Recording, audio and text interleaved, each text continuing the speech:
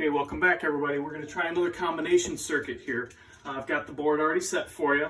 What I want to do here is I'm hoping that this will help you out with the last part of page 8 and page 9. Well, we've already done a couple of examples, but what makes this different is that these two resistors that are parallel to each other, they're not equal resistance. When they were equal resistance, then they'd each get an equal amount of current going through the two of them. So there's a new strategy we're going to have to come up with here today. If you could do this for me, draw out the picture, hit pause, draw out the picture, and then color in these wires like we did before. Remember, okay, so we've got these colored in. Remember, we've been doing that ever since that one lab where we're measuring all the squares in that water tank. Remember, our highest voltage terminal is our 12 volt terminal of our battery in this case, and all the wires attached to that are 12 volts also. So I want to do that. I just want to put on here, this is a 12 volt wire. 12 volt wire. Okay, that's the strategy I want to use. If we remember this terminal, that's our 0 volt wire. Okay, that voltage difference of our battery gives us a voltage difference of 12 volts. So we just want to keep in mind for this strategy is that each of the wires has its own voltage to it. There's an energy source in each in each wire. So now what I want to do here is we look at this and notice the color patterns. You've got this red, green. Those two are in parallel with each other. We know that. Those two are in series with this 6 ohm resistor. This green, blue is now in series with this section over here. What we want to do is break this down and see if we can get the total resistance of this thing. So our goal here at first is to come up with all of our totals.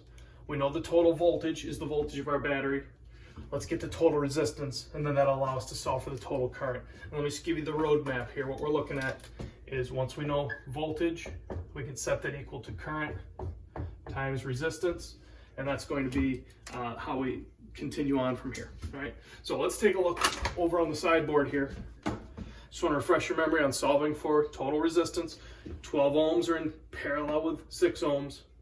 Let's take those right now and let's do that parallel equation. 1 over my total resistance equals 1 over resistor 1 plus 1 over resistor 2. I'm just going to find some common denominators here. It looks like we could call this 1/12 plus 2/12 equals 3/12. And let's take that one step further. Remember, that's 1 over my total resistance. Let's take the reciprocal. Total resistance over 1 equals the reciprocal of this, 12 over 3. That looks like 4 total ohms.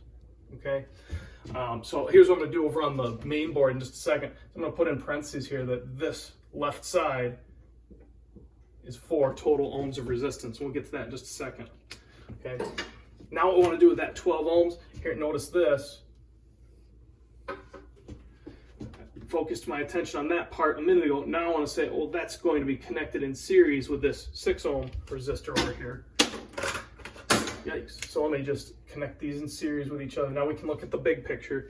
When we put those together in series, now we're going to look at our 4 ohms on the left plus 16 ohms on the right is going to give us our total resistance in that series portion of our circuit.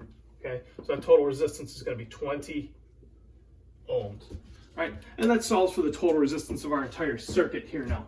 All right, so let's fill that in, what we know. I'm going to come back to the board here. My total resistance looks like it's going to be 20 ohms. Okay, from there, look at what we've got. We've got our total voltage, our total resistance, little check marks here and here. 12 volts equals current times 20 ohms. If I do some math here, divide both sides by 20, and I should get a current equals 12 divided by 20. Double check my math on that. Pretty sure that comes out to 0.6 amps. Okay, 0.6 amps. Oh, I'm just gonna write it directly up here. Current 0.6 amps. At any time during this video, feel free to hit pause so that you can get a step out ahead of me and see if you can figure out what's coming next, okay? So my follow-up to this now, I'd like to take a look at what's happening to that current, okay? For me, it's still a strategy where I want to just follow where this current goes. We're going to get current leaving the battery, and we've already decided that that is going to be 0.6 amps. From the previous examples, we've said that that current is going to split up. This time it's not going to split up evenly.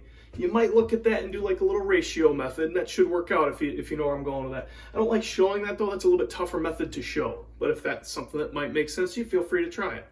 What makes sense to me is that after that current splits up, it comes right back together, and all 0.6 amps goes through that single resistor sitting all by itself before it can come back to your battery.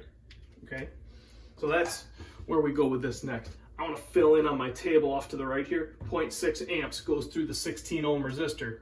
Okay, let me fill that in right here. All of that current goes through this resistor. Now notice what we have. We've got current, we've got resistance. We can absolutely solve for voltage next. Okay, so on this part, we have current, we have resistance. Those are check marks.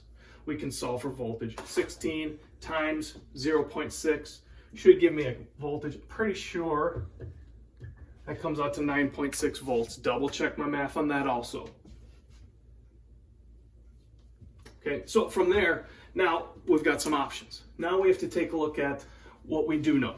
Okay, now I want to clean this up a little bit here.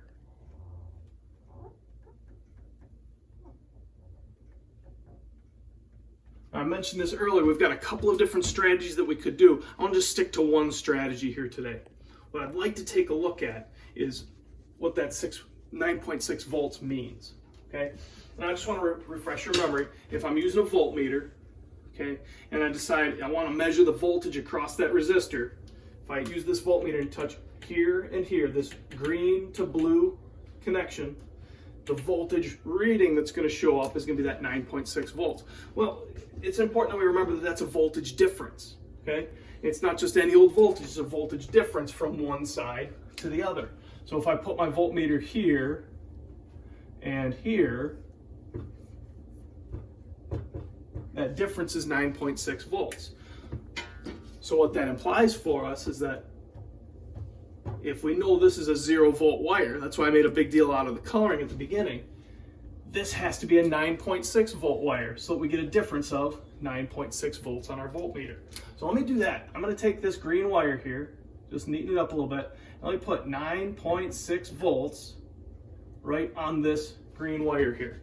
Remember, there's energy in all these wires. 0 volts on the blue, 12 volts on the red, and now we figured out that there are 9.6 volts of energy, you could say, on that green wire. So the next step, and this is going to get us real close to wrapping this whole thing up, is to look at my voltmeter again and say, all right, what would you find? And you can hit pause in just a second here. What would you find if I put the voltmeter across this red-green wire? What's the voltage difference going to be? Or what if I took from this red to this green wire? What's that voltage difference going to be? Hey, why not? What if I took the voltage from the positive terminal of my battery up to this green wire? What's that voltage difference going to be? Well, it's the difference between 12 and 9.6. So you can do that math real quick, and we'll put that up on the board also. Okay. What that's going to represent is if I put a voltmeter here and here, the two wires that is, the voltage that's going to show up on here is the difference between 12 volts and 9.6 volts. Okay, double check on that one also.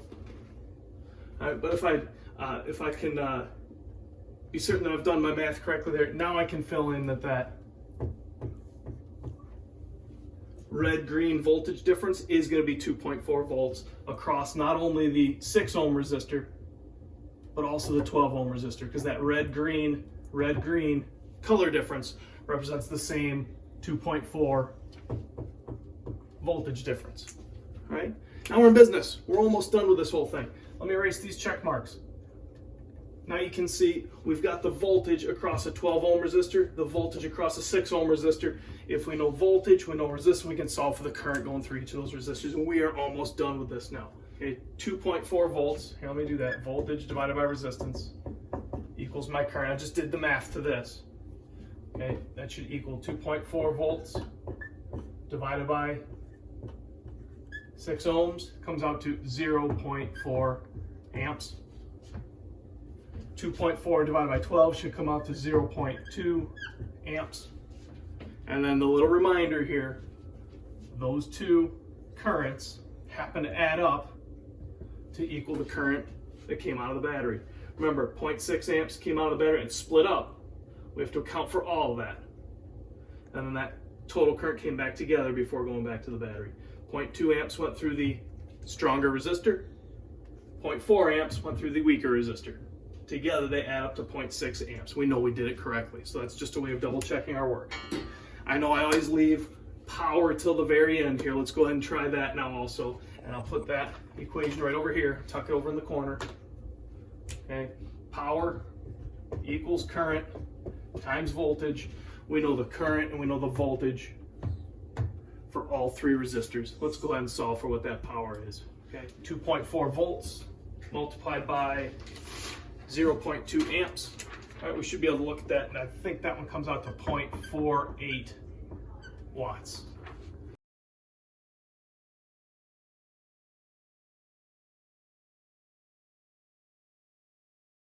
Here, just a quick double check.